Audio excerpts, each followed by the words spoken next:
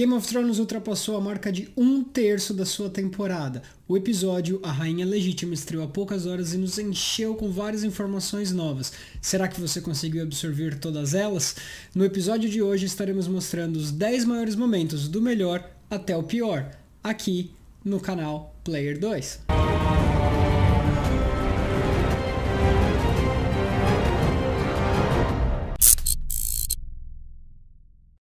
Nós começamos o episódio de hoje com o pior momento de todos. Dá uma olhada.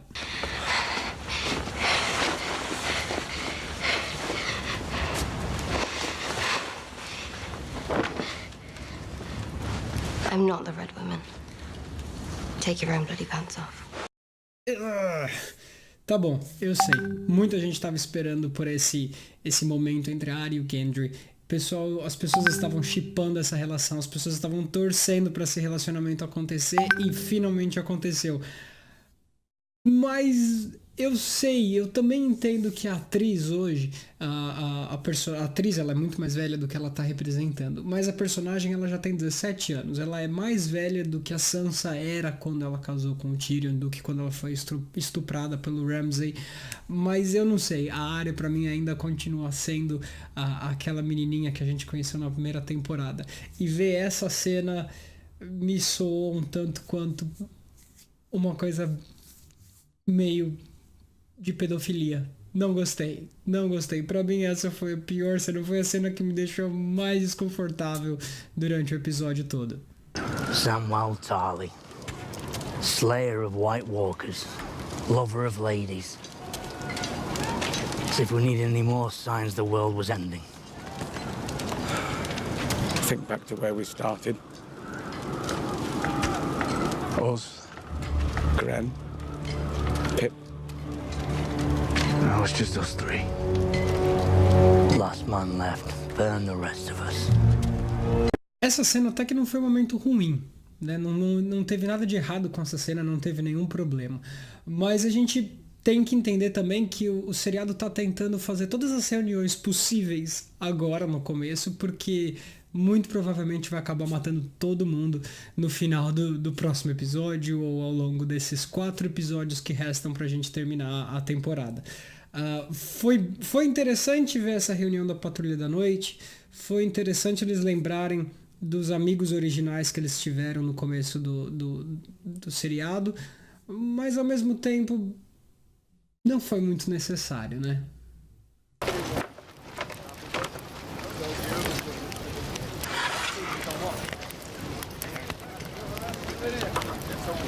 I'll wield it in his memory. É importante lembrar que no começo da série, quando o Jon e o Sam eles vão para a Patrulha da Noite, o senhor comandante é o Jeor Mormont, é o pai do Jorah Mormont. E ele estava lá, foi ele quem ensinou, ele quem cuidou, ele que teve aquela supervisão toda, e foi um comandante muito bom da Patrulha da Noite, e teve todo esse cuidado com o Sam e com o Jon e os outros. Então teve mais um momento que eles estavam, né, completando, pagando essa junção agora de que o Sam virou amigo do Jorah, devolvendo uma espada para ele, uma espada que fazia parte da tradição da família e tudo mais. Então eu acho que eles fizeram uma jogada muito boa, né? A produção do seriado fez uma jogada muito boa. Eles deram um fim nessa espada do Sam, porque até então não fazia muito sentido o Sam ter roubado aquela espada, porque ele não é um grande guerreiro. Apesar de grandes feitos que ele fez, ele é um lutador, ele é um sobrevivente, mas ele não é um guerreiro tão bom quanto outros, muito menos quanto o Jorah Mormont, que é um guerreiro experiente, é um guerreiro treinado, é um guerreiro habilidoso, né? E agora ele tem uma arma que vai ser utilizada no próximo episódio para ele estar atacando os White Walkers, né? Os caminhantes brancos e o exército do morto-vivo do Rei da Noite, né? Em segundo lugar, eles também fizeram que o Jorah tivesse mais bem equipado, né? E em terceiro lugar, deram mais uma assim, olha, eles são amiguinhos. O que me preocupa, porque quando Game of Thrones começam a fazer muitas amizades, estreitarem laços dessa maneira, é porque alguma coisa tá pra dar errado, né? What happens then? I take the Iron Throne. What about the North? It was taken from us. And we took it back. And we said we'd never bow to anyone else again. What about the North?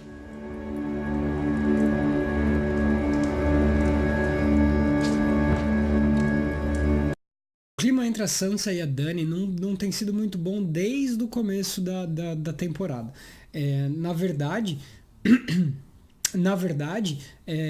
a Sansa não gostou da ideia do Jon ter pedido ajuda para uma outra rainha, apesar de saber que existe uma necessidade de terem mais pessoas lutando, mas ela não foi muito a favor de ter trazido essa rainha como rainha, né? Ela não gostou da ideia do Jon ter renunciado ao título de rei, né? A Sansa tem essa história que mostra ela lutando para conquistar o que é dela, né? E é a história do Norte. O Norte passou por tantos problemas e agora eles têm um rei próprio. Eles tinham, né, um rei próprio. Eles não queriam confiar em mais ninguém que não fosse do Norte.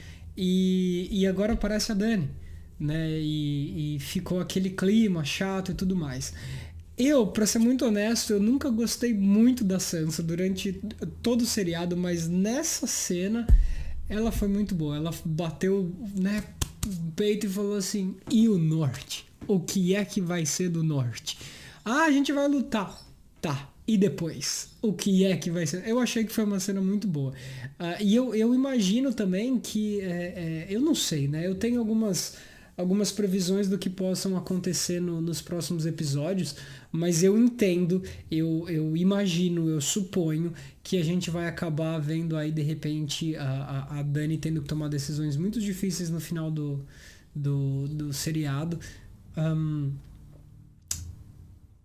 E eu acho interessante ver como ela tem ameaçado muita gente, né?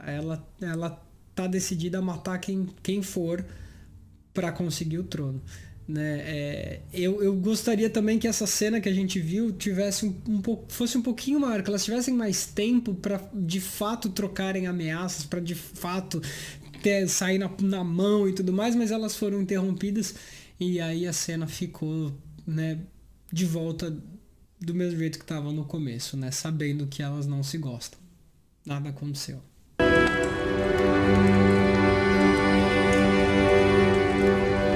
Arise, Brienne of Tarth, a knight of the Seven Kingdoms.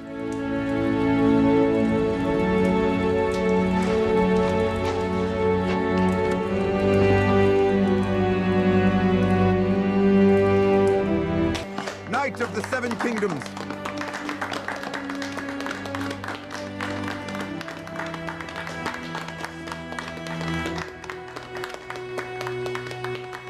Quando eu tava assistindo o episódio, eu cheguei nessa cena e eu comecei a ver o Tyrion bebendo com o Jaime, batendo papo, aí chegou a Brienne, chegou o Podrick, chegou o Davos, aí eu pensei comigo, eu falei, putz, grilo, né, o episódio tem só esse mais 4 episódios pra série acabar, eles vão perder tempo com isso, assim, fazendo o pessoal beber, contar piada, brincar de eu nunca, né, E no fim não, eu fiquei bem surpreso, apesar da história do Tormund, sobre por que ele tem esse nome de Terror dos Gigantes, que, né, pra quem viu, né, é uma cena que você fala assim...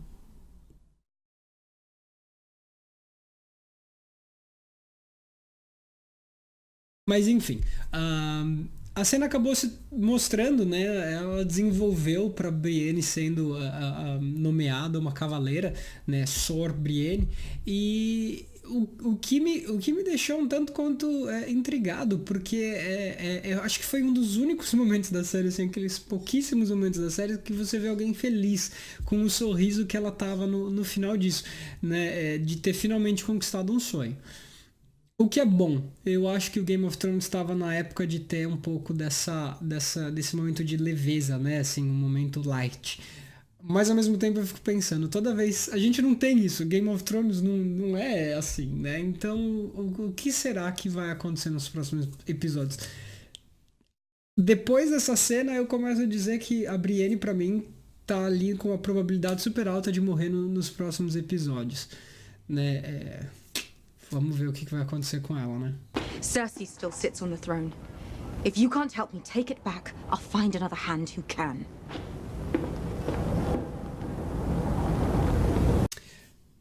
As pessoas estão assistindo o show e estão falando assim, puxa vida, o que é que tá acontecendo com o Tyrion? Né? Por que o Tyrion não tá sendo... Cadê a sagacidade? Cadê aquela rapidez, aquele raciocínio, aquela coisa de trocar palavras, ofensas, argumentações assim rápidas que ele tinha? Né? E aí a gente tem duas respostas para isso. Uma delas é o trauma que ele passou quando ele teve que matar a Shae e ele matou o próprio pai, de se sentir traído, de se sentir injustiçado, de se sentir mal amado pelo pai. Depois disso tudo bem, ele caiu numa... Assim, é notável você ver a queda do personagem como pessoa, como ele começou a perder mais dele mesmo. Por um outro lado, a gente também pode se basear numa coisa. O George R.R. Martin, o cara que escreveu os livros, que começou com essa ideia toda, ele se refletiu no Tyrion como a questão da inteligência, né? Assim, ele dedicava no Tyrion como a si mesmo, né? Então eu acho que todas as ideias que ele tinha de essa é uma ideia boa, essa é uma sacada boa, e é isso é legal, isso não é, ele acabava deixando pro Tyrion. Depois daquele momento que a gente vê que o Tyrion finalmente encontra a Dany e tudo mais, ele já não é mais... o que a gente vê na série já não é mais baseado no George R.R. Martin. É baseado nas ideias dos criadores da série de televisão.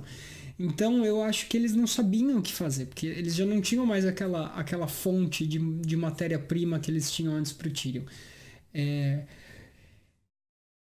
Chegou num ponto nesse episódio que o Tyrion tava tão mal que ele não teve que pedir ajuda, né? Mas assim, o Jorah ficou com tanta pena dele que ele foi lá e falou assim, olha, né?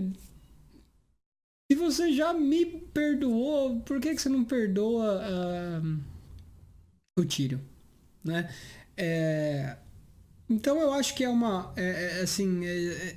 o Tyrion, ele tá num processo de queda, e a menos que ele venha com alguma ideia muito boa, muito rápido, eu entendo que o personagem dele vai continuar nessa queda até a inevitável morte ou redenção. He'll come for me. He's tried before, many times, with many three-eyed ravens. Why? Nesse episódio também a gente teve a revelação do Bran dizendo que o Rei da Noite tá atrás dele, porque ele é um marco da história da humanidade, né? A gente já sabe que o Rei da Noite, ele quer ver o fim da humanidade, e quer ver o fim também dos seres vivos e tudo mais. E é interessante o Bran se pôr nessa posição e falar assim, o Corvo de Três Olhos, ele é o pilar da história humana. Por isso ele quer ver o Corvo de Três Olhos mortos, né?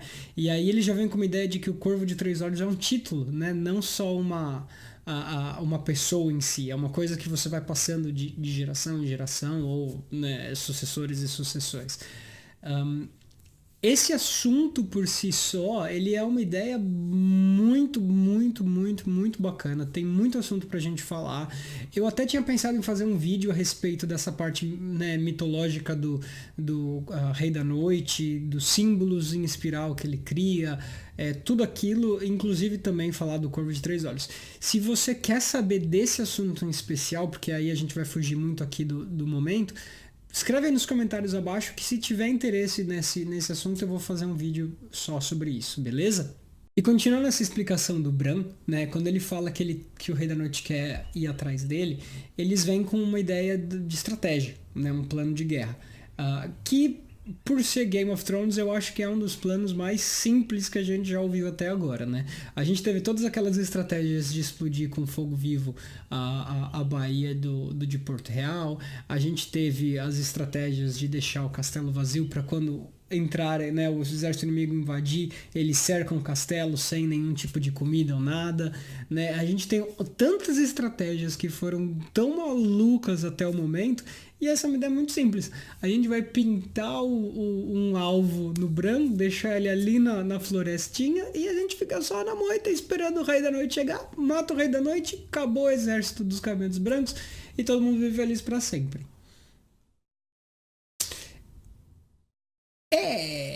O problema, né, é que vai que, né, o Rei da Noite resolve não aparecer, né? E é o que eu acho, baseado na última cena também, que eles mostram o exército chegando em Winterfell, a gente não vê o Rei da Noite e a gente também não ouve o barulho do dragão que ele tá montando, né? Eu tenho duas opiniões a respeito disso. Uma delas é que ele tá só um pouco atrás e ele vai vir na hora que for o momento certo, ou ele tá indo para Porto Real e em Porto Real ele vai atacar e começar a levantar um exército lá, porque ele provavelmente tá sabendo aí que tem um exército maior, de uma concentração maior em Porto Real. Não sei qual das duas vão acontecer, mas se qualquer coisa fugir um pouco desse plano de que o Rei da Noite vai ir lá no bosque para pegar o Bran, eles não têm estratégia, né? E eu acho que vai ser um massacre.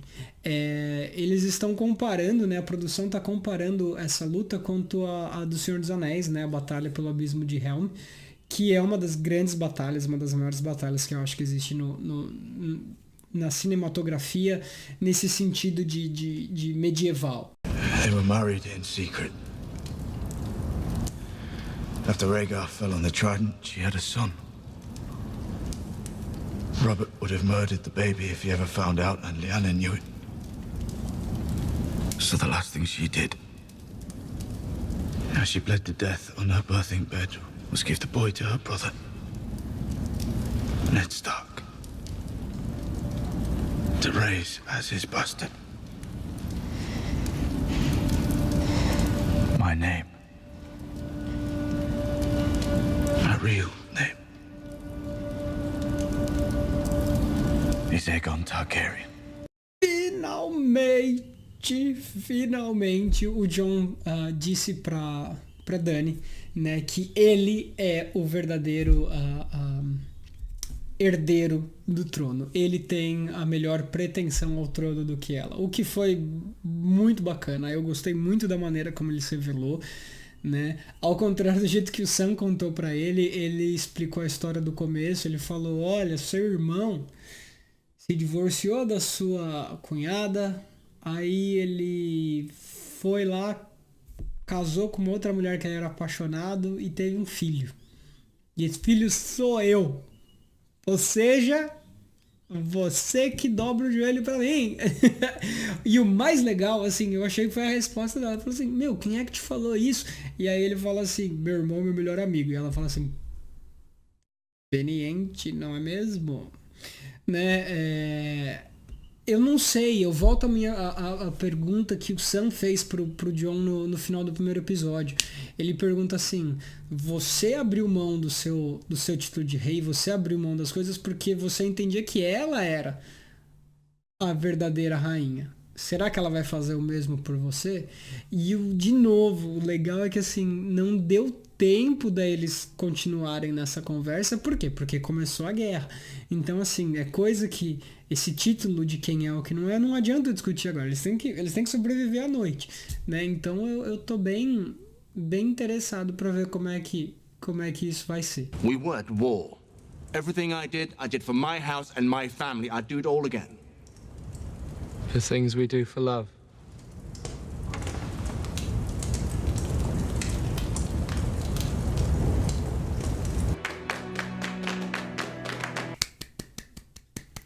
Gente, eu não tenho que falar dessa cena. Eu não tenho nada mais pra falar dessa cena. Pra mim foi a melhor cena do episódio, assim, simplesmente brilhante. O melhor jeito, acho que de podia ter começado esse episódio foi desse jeito. Por dois motivos, né? Assim, que são muito parecidos, na verdade, até, né? O primeiro deles, assim, existem várias coisas que já embrulhou o nosso estômago assistindo Game of Thrones, né? A gente já teve traição, a gente já teve assassinato, a gente já teve chacinas, a gente já teve o casamento vermelho, que pra mim também é uma coisa que se fala por si só, mas a gente teve no primeiro episódio, a primeira grande coisa que choca a gente é o fim do primeiro episódio da primeira temporada, que é quando o Jaime joga o Bran da janela, né? O Bran, ele não... Se você tá assistindo o show pela primeira vez, se você nunca viu antes, assim, você tem... Quando você vê o primeiro episódio, você tem a sensação de que ele será um dos personagens principais, assim, tanto quanto o Ned no primeiro episódio. E aí ele é jogado da janela e você fala, mano, que loucura, velho. E ao mesmo tempo você vê o Jaime nesse arco, assim, o Jaime fez muita coisa errada e agora ele tá tentando se redimir, ele tá tentando ser uma pessoa melhor. Dá até pra perdoar quase tudo que ele faz. Você fala, mas tem isso, mas poxa, tem isso, né? Você consegue se justificar, mas ele tem empurrado um menino de, sei lá, 10 anos da janela. É complicado. Então, pra mim, essa cena do Bran falando o que ele falou pra mim, acho que foi muito boa. Valeu a pena ter esperado todos esses episódios pra ver não só o reencontro deles, mas o Bran sutilmente tirando uma satisfação do Jaime. E aí depois eles até têm uma conversa mais séria no bosque. E aí eu falo, poxa, o Bran realmente é uma pessoa muito evoluída, né? Eu, no lugar dele, tinha mandado cortar a cabeça já do Jaime na mesma hora. Mas ele é por essas e por outras que ele é o Corvo de Três Olhos e não eu. É isso aí, galera. Se você gostou do episódio de hoje, você quer saber mais coisas sobre Game of Thrones, não deixa de se inscrever aqui no canal. Semana que vem eu vou estar trazendo mais um pouco sobre Game of Thrones, sobre o próximo episódio. Se você gostou do vídeo, deixa o seu like aqui pra gente e a gente se vê em breve. Beleza? Até mais!